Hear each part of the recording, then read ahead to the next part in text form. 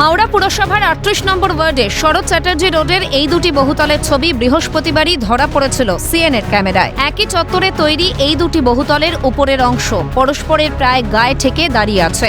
শুক্রবার দুপুরে চ্যাটার্জিহাট থানার পুলিশের সঙ্গে ঘটনাস্থলে গিয়ে সবকিছু খতিয়ে দেখেন হাওড়া পুরসভার বিল্ডিং বিভাগের অফিসাররা। আবাসনের বাসিন্দারা বলেছেন 2 বছর আগে বাড়িটা তৈরির সময় থেকেই এ ধরনের অবস্থা।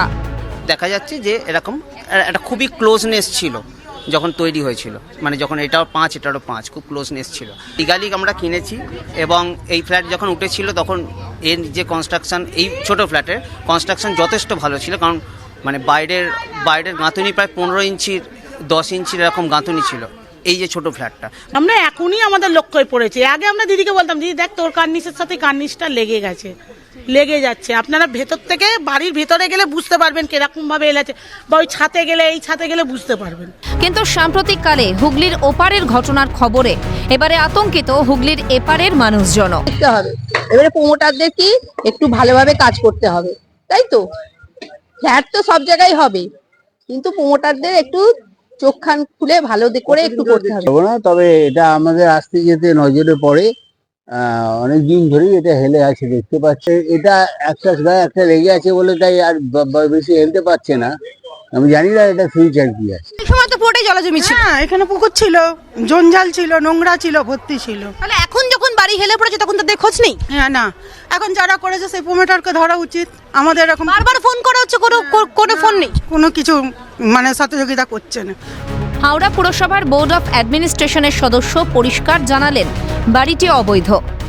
একদম রিটেন, যেটা ইল্লিগাল কনস্ট্রাকশন হচ্ছে, বিল্ডিং ঠেকে গেছে, ইল্লিগাল বিল্ডিং। তো এখানে যা বিল্ডিং দেখছেন সব ইল্লিগাল বিল্ডিং। একাধিকবার স্টেপ নিয়েছে, কর্পোরেশনের দিকে আঙুল তুলে লাভ নেই। দিদেন প্রশাসন এবং বর্তমান ডক্টর সুজয় চক্রবর্তীও স্টেপ নিয়েছেন। একবার বিল্ডিং ভেঙে পড়ে, আমি সঙ্গে সঙ্গে থানায় এফআইআর করি, থানা থেকে লোক আসে, কিছুদিন বন্ধ থাকে কাজ, তারপর আবার শুরু হয়। এ এক অদৃশ্য হাত, এই অদৃশ্য হাতকে আমরা আজও খুঁজে পাইনি। এক শ্রেণীর অসাধু চেন তৈরি হয়ে গেছে, একদম পুকুর বোঝানো থেকে শুরু করে ইল্লিগাল বিল্ডিং থেকে শুরু করে সব কিছু।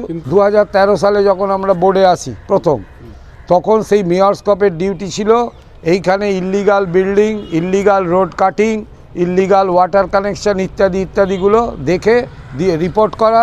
ভাবো নিশ্চয়ই 100 বার নেব আমরা ব্যবস্থা। জীবন নিয়ে ছিনিমিনি খেলা হচ্ছে তো, এবং মানুষেরও দায়বদ্ধতা আছে। তারা কেন স্যাংশন প্ল্যান দেখে বাড়িটা কিনছে না? তবে এই ঘটনার জেরে এখানকার যারা বাসিন্দা আছে বা যারা বসবাসকারীরা আছে, তারা কিন্তু এই ঘটনায় প্রমোটারকে একাধিকবার এই বিষয়ে জানানো হলেও তিনি কিন্তু কোনো কর্ণপাত করেননি। 2023 সালে আমার ভাইয়ের বিয়ের সময়, তো জুন মাসে এটা বুকিং করা হয়, এই ফার্স্ট ফ্লোর, এই গ্রাউন্ড ফ্লোরটা।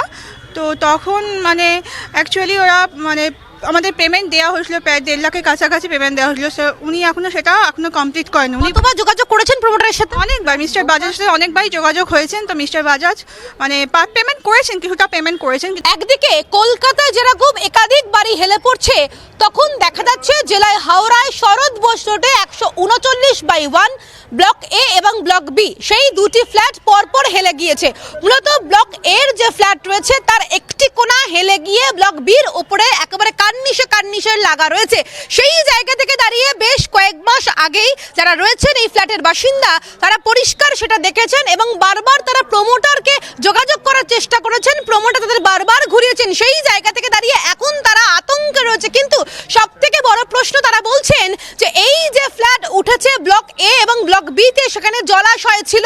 হাওড়া থেকে ক্যামেরায় গোপাল সেনের সঙ্গে দেবকুমার দেও এবং দীপাঞ্জনা সাউ দত্তের রিপোর্ট, ক্যালকাটা নিউজ।